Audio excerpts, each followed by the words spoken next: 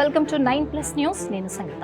మహిళా reservation bill దశాబ్దాలుగా ప్రతి ఎన్నికల ముందు వినిపించే పేరు. ఎన్నో ప్రభుత్వాలు మారాయి, మరెన్నో వాగ్దానాలు గాల్లో కలిశాయి.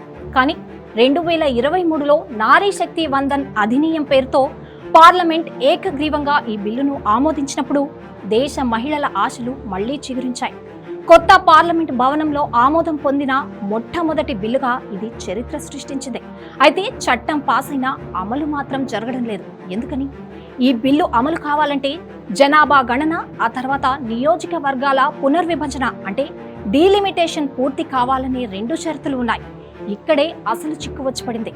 ఈ షరతుల వల్ల మహిళలకు రిజర్వేషన్లు ఇప్పట్లో అందేలా లేవు. మరి ఇది కేవలం టెక్నికల్ ప్రాబ్లమా, లేక దీని వెనుక రాజకీయ వ్యూహాలు ఉన్నాయా? అసలు ఈ ఆలస్యానికి బాధ్యులెవరు?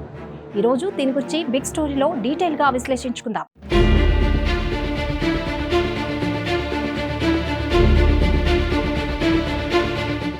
మహిళా బిల్లు చట్టంగా అమల్లో ఆలస్యాన్ని అధిగమించేందుకు కేంద్ర ప్రభుత్వం 2 కీలక రాజ్యాంగ సవరణ బిల్లులను, డీలిమిటేషన్ బిల్లును ముందుకు తెచ్చింది. మొదటిది రాజ్యాంగంలోని ఆర్టికల్ 81ని సవరించి ప్రస్తుతం ఉన్న 543 లోక్సభ స్థానాలను 50% పెంచి దాదాపు 850కి తీసుకెళ్లింది. రెండవది ఆర్టికల్ 334A సవరణలు చేసి 2027 జనగణన వరకు ఆగకుండా 2011 జనాభా లెక్కల ఆధారంగానే నియోజకవర్గాల పునర్విభజన పూర్తి చేయడం.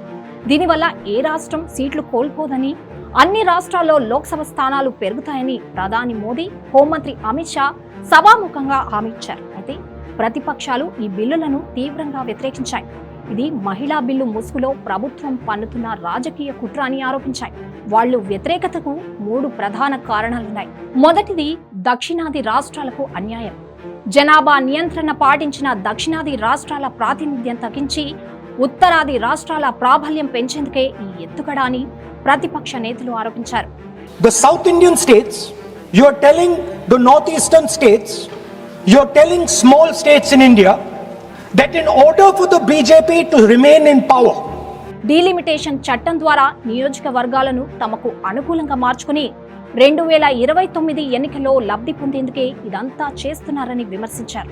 రెండవది ఓబీసీ సబ్ కోటా డిమాండ్. 2027లో కులగణన కూడా జరుగుతున్నందున ఆ లెక్కలు వచ్చే వరకు ఆగి ఈ 33% రిజర్వేషన్లలో ఓబీసీ మహిళలకు ప్రత్యేకంగా సబ్ కోటా కేటాయించాలని ప్రతిపక్షాలు పట్టుబట్టాయి. అది చేయకుంటే బిల్లును ఆమోదించబోమని క్లారిటీ ఇచ్చాయి. మూడవది హామీపై అపనమ్మకం. లోక్సభ స్థానాలు పెంచుతామని, ఏ రాష్ట్రానికి నష్టం జరగదని ప్రభుత్వం ఓరల్గా చెప్పడాన్ని ప్రతిపక్షాలు తోసిపుచ్చాయి. సభలో మాటిచ్చి రేపు మర్చిపోతే పరిస్థితి ఏంటి? ఈ మాటను బిల్లులోనే లిఖితపూర్వకంగా ఎందుకు చేర్చడం లేదు అని గట్టిగా ప్రశ్నించాయి. ये निर्णय प्रक्रिया किसी के साथ भी भेदभाव नहीं करेगी. ये निर्णय प्रक्रिया किसी के साथ अन्याय नहीं करेगी. పశ్చిమ బెంగాల్, తమిళనాడు అసెంబ్లీ ఎన్నికల సమయంలో ఈ బిల్లులను తేవడం వెనుక రాజకీయ ప్రయోజనం ఉందని కూడా ఆరోపించాయి. అసలు పార్లమెంట్లో ఏం జరిగింది అన్నది ఓసారి చూద్దాం.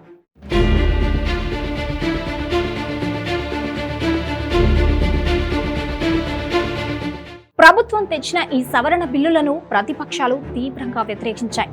వాటిని ప్రవేశపెట్టే దశలోనే ఓటింగ్ కోరి అడ్డుకునే ప్రయత్నం చేశాయి. గురువారం ఉదయం జరిగిన ఓటింగ్లో ప్రభుత్వం 251, 185 ఓట్ల తేడాతో గట్టెక్కినా అసలైన పరీక్ష శుక్రవారం నాడు ఎదురైంది. రాజ్యాంగ సవరణ బిల్లు పాస్ అవ్వాలంటే సభలో 2/3 మెజారిటీ తప్పనిసరి. అయితే చివర్లో జరిగిన ఓటింగ్లో ప్రభుత్వానికి అవసరమైన 2/3 వంతు మెజారిటీ లభించలేదు. దీంతో మహిళా రిజర్వేషన్ల అమలు కోసం తెచ్చిన కీలక సవరణ బిల్లులు వీగిపోయాయి. ఈ వైఫల్యంతో మహిళా రిజర్వేషన్ల అమలు ప్రక్రియ మళ్లీ మొదటికొచ్చింది. మరి ఈ బిల్లు అమలు కాకపోవడంలో అసలు దోషి ఎవరు? ప్రభుత్వం వైపు నుండి చూస్తే చట్టం అమలుకు తాము చిత్తశుద్ధితో ప్రయత్నించామని, రాజ్యాంగ సవరణల ద్వారా ఒక పరిష్కారాన్ని కూడా ప్రతిపాదించామని చెప్తోంది. కానీ ప్రతిపక్షాలు ఓబీసీ కోటా, ఇతర కారణాలు చూపి మహిళల సాధికారకతను అడ్డుకున్నాయని, ఆ ఆలస్యానికి వాళ్లది బాధ్యత అని చెప్పి రాజకీయంగా లబ్ధి పొందాలని ప్రయత్నించవచ్చు. ప్రతిపక్షాల కోణం నుంచి చూస్తే బీజేపీకి నిజంగా మహిళలపై ప్రేమ ఉంటే డీలిమిటేషన్, జనాభా గణన లాంటి చిక్కుముళ్లు లేకుండా బిల్లును వెంటనే అమలు చేయవచ్చని వారు వాదిస్తున్నారు. డీలిమిటేషన్ పేరుతో దక్షిణాది రాష్ట్రాల గొంతు నొక్కాలని, ఓబీసీలకు అన్యాయం చేయాలని చూస్తున్న కుట్రను తాము అడ్డుకుంటామని వాళ్ళు అంటున్నారు.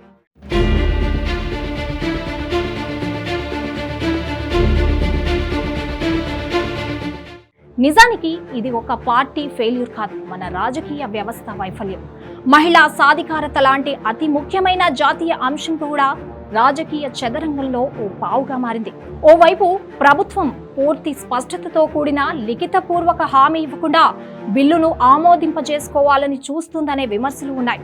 మరోవైపు ప్రతిపక్షాలు కూడా పరిష్కారాలకు సహకరించకుండా కేవలం వ్యతిరేకించడంపైనే దృష్టి పెట్టాయని వాదన ఉంది.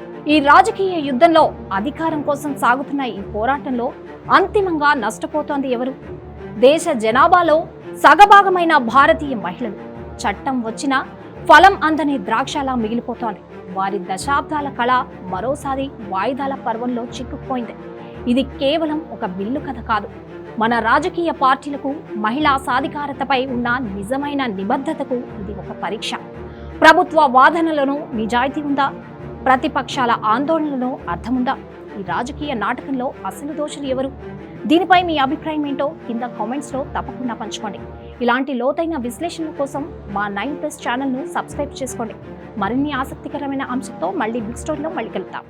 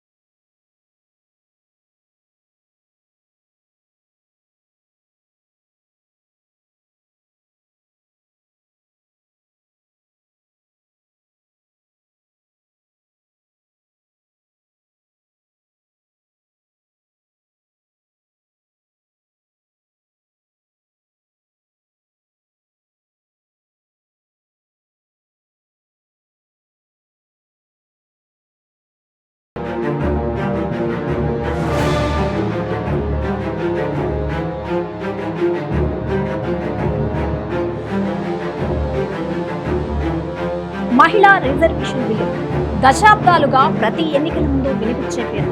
ఎన్నో ప్రభుత్వాలు మారాయి, మరెన్నో వాగ్దానాలు గాల్లో కలిశాయి. కానీ 2023లో నారీ శక్తి వందన్ అధినియం పేరుతో పార్లమెంట్ ఏకగ్రీవంగా ఈ బిల్లును ఆమోదించినప్పుడు దేశ మహిళల ఆశలు మళ్లీ చిగురించాయి. కొత్త పార్లమెంట్ భవనంలో ఆమోదం పొందిన మొట్టమొదటి బిల్లుగా ఇది చరిత్ర సృష్టించింది. అయితే చట్టం పాస్ అయినా అమలు మాత్రం జరగడం లేదు. ఎందుకని? ఈ బిల్లు అమలు కావాలంటే జనాభా గణన, ఆ తర్వాత నియోజకవర్గాల పునర్విభజన అంటే డీలిమిటేషన్ పూర్తి కావాలనే 2 షరతులు ఉన్నాయి. ఇక్కడే అసలు చిక్కు వచ్చి పడింది. ఈ షరతుల వల్ల మహిళలకు రిజర్వేషన్లు ఇప్పట్లో అందేలా లేవు. మరి ఇది కేవలం టెక్నికల్ ప్రాబ్లమా, లేక దీని వెనుక రాజకీయ వ్యూహాలు ఉన్నాయా? అసలు ఈ ఆలస్యానికి బాధ్యులెవరు? ఈరోజు దీని గురించి బిగ్ స్టోరీలో డీటెయిల్గా విశ్లేషించుకుందాం.